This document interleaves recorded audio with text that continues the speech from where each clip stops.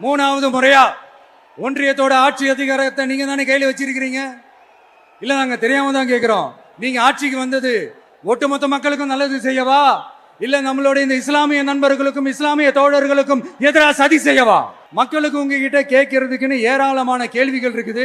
அதனால அவங்க சார்பா அவங்கள ஒருத்தனா அவங்களோட ஒரு உண்மையான ஒரு பிரதிநிதியா உங்ககிட்ட சில கேள்விகள் கேட்கணும். மிஸ்டர் பிரைம் மினிஸ்டர் அவர்களே, நம்ம தமிழ்நாட்டு மீனவர்கள் கிட்டத்தட்ட ஒரு 800 பேருக்கு மேல இலங்கை கடற்படையால தாக்கி அழிக்கப்பட்டிருக்கிறாங்க.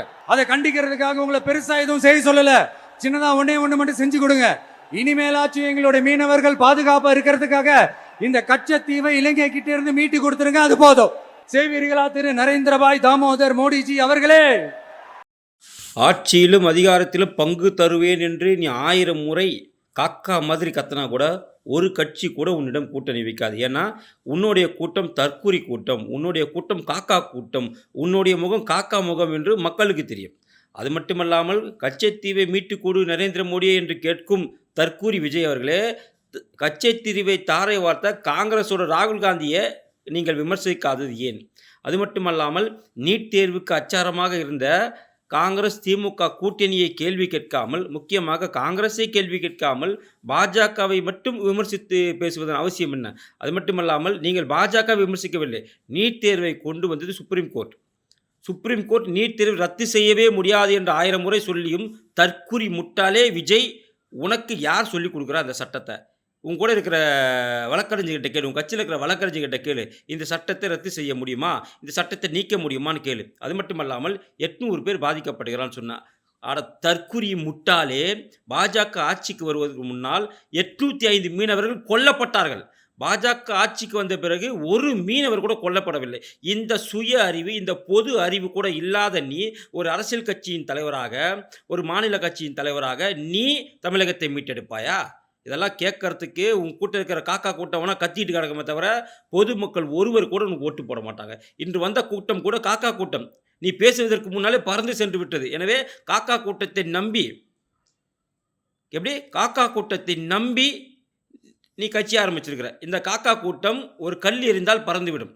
அந்த கல் உன்னோட சொல்லாகத்தான் இருக்கும். நீ எவ்வளவுக்கு எவ்வளவு இந்த பாஜக விமர்சிக்கிறாயோ அவ்வளவுக்கு அவ்வளவு உன்னுடைய கட்சி கரைந்து கொண்டிருக்கிறது என்று அர்த்தம்.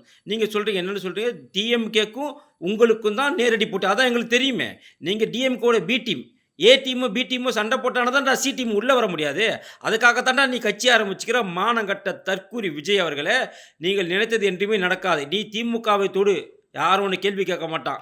ஏன்னா அங்கே வந்துட்டு உண்மையிலேயே ஆண்மை உள்ள அரசியல்வாதி யாரும் கிடையாது. உன்னை இவ்வளோ தூரம் பேச விட்டு வேடிக்கை பார்க்குறான்னு சொன்னாக்கா அவங்ககிட்ட ஆண்மை உள்ள அரசியல்வாதி யாரும் கிடையாது. ஆனால் பாஜக அப்படி கிடையாது.